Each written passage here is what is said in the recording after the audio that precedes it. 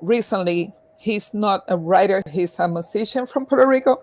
And I asked him, with the pandemic, has halted so many projects, has stopped so many people from going out. And he said, no, for me, it's the opposite. It has helped me sit down to write. It has helped me connect with people through internet, like you're doing, like with YouTube channels and podcasts. Mm-hmm. So that was interesting. There's another friend I interviewed from Puerto Rico. She said the same. Where are you talking about that the pandemic has stopped people? It hasn't stopped me. She's choosing places to go, where to do, and writing her next project. So it's interesting to see the perspective of what people think and getting to know those people. So I love doing that because I get to interview them, get to know them, but I get to present to others. Here, know my friend. This is my friend from Puerto Rico. I have a bunch of friends, writers here in the States, that I reach out to them and they have responded to me. So it's good to see that connection with other people. I don't say anymore. I used to say, I'm the writer. I'm just a starter. No, I'm a writer. It's just that I need to get out there. It's my first, right? It's my first manuscript. I blog, so I'm a blogger now. So you're a blogger extraordinaire. That's right, blogger interview. Yes. So I'm gonna be evil. I'm gonna ask an evil question. We're gonna go back to the blog. Your favorite Hallmark movie? It's so difficult to pick a favorite. And I say that on Twitter all the time. I have met a couple guys that watch Hallmark, and one of them told me, "Oh, I haven't watched that movie. I haven't watched that movie because somebody said it wasn't a good one." And I always say, you need to watch it yourself to decide if you like it or not. There's one movie, couple movies that there are fan favorites. I don't like them. And one time I said, okay, you know what? I'm going to try Twitter. Let's see what happens. I'm being honest. I don't like this movie because of this. And 3-4 people told me, I agree with you. Mm-hmm. I'm like, okay, I'm not the only one. This is a fan favorite. I don't like it. Now, I don't know if you watch Hallmark. I'm not for Hallmark. You probably know Lacey Chabert, the girl from Mean Girls, and she was on Patio 5. Yeah. That's how I got to Hallmark. Oh, I love Lacey Chabert. So most of her movies, I love them. I love her movies because she comes so sweet and so sweet girl and so hurt when they hurt her. So I'm like, okay, cool. So Go ahead. Do you want to hear my Hallmark story? Mine's a little different than everybody else's. Go ahead. Actually, one of the reasons I used to live in Vancouver, British Columbia. Yeah. The Hallmark movies are by and large all filmed there. Yes. Right? If you're a film crew and you can get on Hallmark, you're set. Because they come back. Yeah. Yeah. And so that was actually my goal, because it's steady work. Because you meet, there's actually some really good actors that regularly do work for them. Yes. Right? Because it is a steady gig. It's something that's it's something that I was like, and it's a heck of a way to learn how to do a movie. Because say what you will, as formulaic as Hallmark is, yes, they know what the hell they're doing. They really do. And the thing, like I was telling you, it has exploded since they started doing the Facebook and the Twitter, reaching out on a commercial saying, join us on Twitter, join us on Facebook. And people go and reach out to them. And I have met so many friends, and I call them friends, but like Twitter friends, online friends. People from Michigan, people from Wisconsin. I usually say I'm from Puerto Rico. I've never seen snow. I've never been in a snowfall. And they say, oh, come to Minnesota, come see it with me. Come to Colorado, see it with me. Mm-hmm. So it's kind of interesting. And I did go on a trip to meet people from Hallmark, from Hallmark fans. There's a group, the movie series is called Sign, Seal, Deliver. So they call themselves the Postables. It's related because they are U.S. Postal Service, the mail service. And mm-hmm. They kind of detectives to find out what happened with the story, what happened with this letter.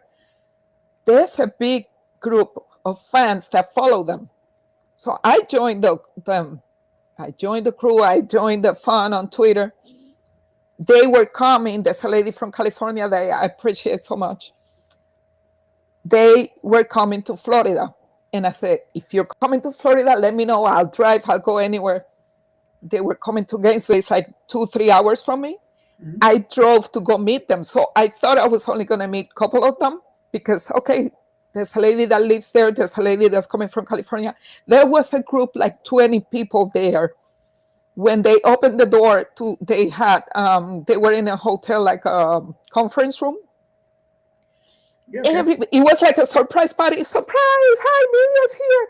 I'd never met any of these people, and all of them were so friendly, so nice, giving me hugs. I'm not a hugger person. I've become a hugger now. Like, oh my God. Yes. And my question was, okay, where are you coming from? From Indiana. Where are you coming from? From Chicago. Different group of people that reach out to each other, that get to meet, all thanks to Hallmark. So Hallmark has the cliche of the formulaic movies, the ridiculous stories, whatever, but people reach out to each other, making friendship. The actors are on Twitter. They know their fan base. There's a few of them. I can't tell you names right now, but there's a few of them that are always interacting with the fans. Every time I get a like, I'm like, oh my God, they gave me a like, I got a like. Oh my God, I got a comment. So and it's funny to see that. Yes. So it's interesting to see that. Yes. Yeah. So I have actually, like, for me, I do have someone I listen to on a regular basis actually follows me on Twitter. And I thought that was a really cool moment. Right.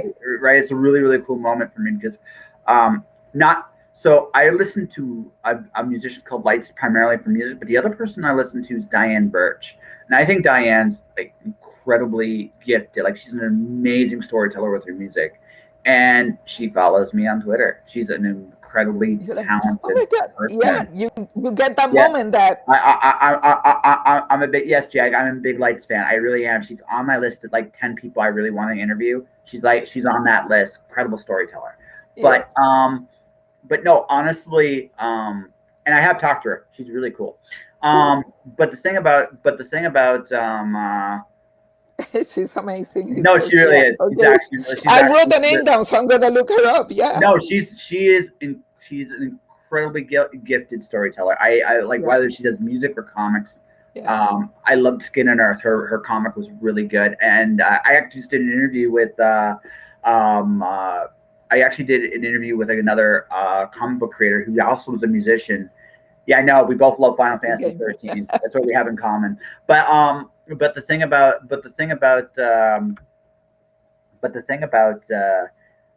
music and comics is they go together incredibly well.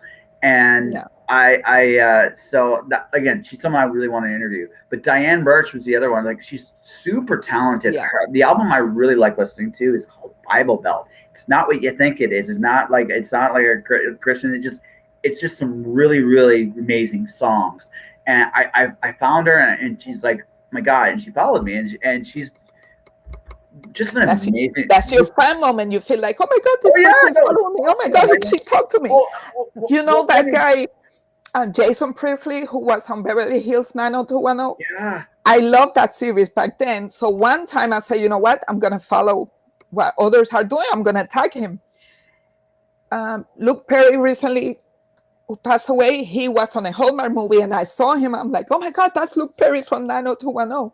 So I went on Twitter and wrote, I love Luke Perry. I love this movie, but I wish Jason Priestley, and I tagged him, would be on one of the Hallmark movies. He not only liked my comment, he replied to me that he has directed a couple of them, but yeah, it's also his wish to be in a Hallmark movie.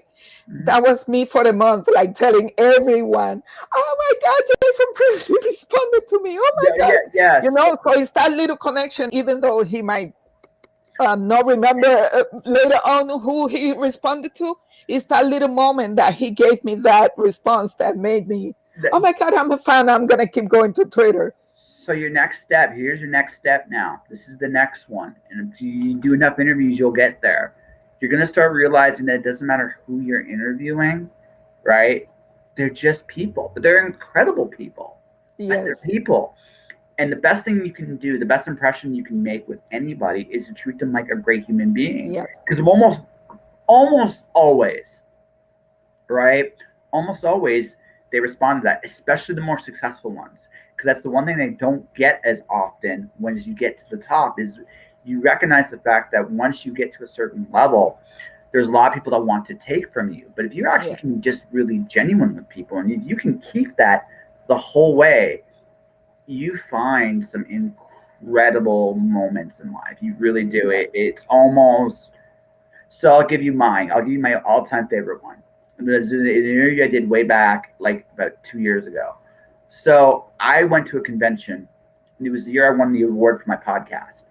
And the night before, I met a guy by the name of Spider Robinson.